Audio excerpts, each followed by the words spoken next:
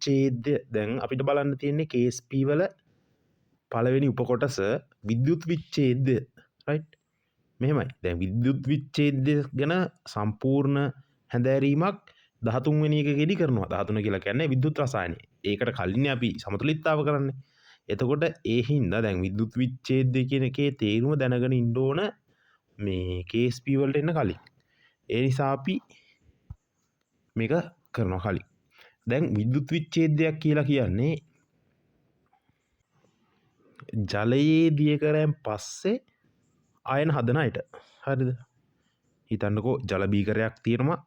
අපි මේ ජල බීකරයට මොනවා හරි දෙයක් දැම්මහම මෙයා අයන හදනවා නම් ඒක විද්‍යුත් විච්ඡේදයක්. හරිද? විද්‍යුත් විච්ඡේදය ප්‍රධානාකාර දෙකයි. ප්‍රබල විද්‍යුත් විච්ඡේදය සහ දුබල විද්‍යුත් විච්ඡේදය. දුබල විද්‍යුත් විච්ඡේදය සහ ප්‍රබල විද්‍යුත් විච්ඡේදය.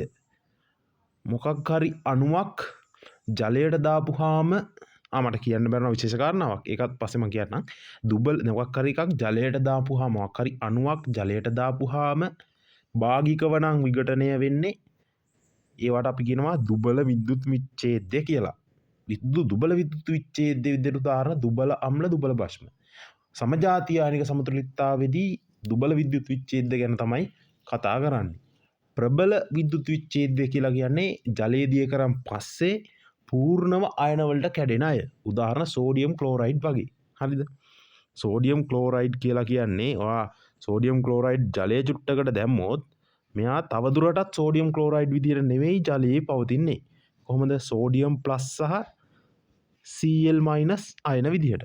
එතකොට සෝඩියම් ප්ලස් ජලයේ නැති නිසා මෙයා සම්පූර්ණම අයන වලට කැඩෙනවා. එතකොට සෝඩියම් ක්ලෝරයිඩ් ප්‍රබල විද්‍යුත් විච්ඡේදයක්. විශේෂ කාරණාවක් විදිහට විද්‍යුත් විච්ඡේදය කියලා අපිට කතා කරන්න පුළුවන් විලීන අවස්ථාවේ අයන හදන අයට. ඒක කර්මාන්ත රසායන ඒකකයේදී අපි කතා කරනවා. හරිද?